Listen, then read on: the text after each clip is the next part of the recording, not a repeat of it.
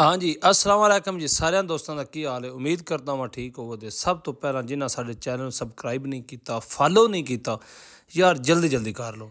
ਅਸੀਂ ਆ ਗਾਂ ਚੋਣ ਲੱਗੇ ਹਾਂ ਤੇ ਇਸ ਟਾਈਮ ਵੰਡਾ ਛੰਡਾ ਮਾਲ ਨੂੰ ਪਾਈਦਾ ਵੱਛਿਆਂ ਛੱਛਿਆਂ ਨੇ ਖੁਰਾਕ ਦੇਈਏ ਤੇ ਤਾਂ ਇਹ ਵੀ ਕੋਈ ਸਾਡੇ ਨਾਲ ਕਰਦੇ ਨਾ। ਅਗਰ ਇਹਨਾਂ ਨਾਲ ਅਸੀਂ ਨਾ ਕੁਝ ਕਰੀਏ ਤੇ ਇਹਨਾਂ ਸਾਡੇ ਨਾਲ ਕੀ ਕਰਨਾ ਹੈ। ਤੇ ਜਲਦੀ ਤੋਂ ਜਲਦੀ ਸਾਡੇ ਚੈਨਲ ਨੂੰ ਸਬਸਕ੍ਰਾਈਬ ਲਾਈਕ यार जल्दी कर लिया करो। असां वच्छी छड्डी गां थल्ले, लेकिन गां नवां अगों काम शुरू कर दिता है।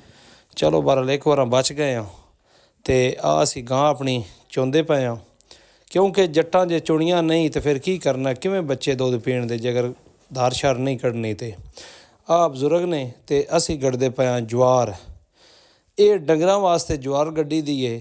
शहरियां बच्चियां नूं की पता है या बंदियां नूं की पता है ज्वार की शै हुंदी है। जट किन्नी मेहनत करदा है, मेहनत करन तो बाद ये ज्वार जिहड़ी उत्ते होवेदी, फिर ये वढ के माल नूं पाएदा, फिर दुध चोएदा, फिर तुहाडे बच्चियां तक पहुंचेदा।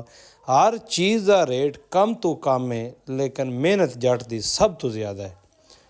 जट ऐसी कौम है जिहड़ी घाटा पाउण दे बावजूद भी मेहनत अपनी नहीं छड्डदी, अपना कारोबार नहीं छड्डदा, अपना काम नहीं छड्डदा। असी ज्वार गढ़दे पे हाँ। हर जिमीदार जिहड़ा है अपनी ज्वार कोई गढ़ रहा है, कोई पट्ठे गढ़ रहा है, कोई होर चीज़ां गढ़ रहा है, लाभां मुनियां गोलाण दी तैयारी जिहड़ी है वो कर रहे हैं। क्योंकि कणक तो जिन्ना भी घाटा पिया है, लेकिन जट अपनी फसल तो लानी ही लानी है ना। अस्सलाम वालेकुम।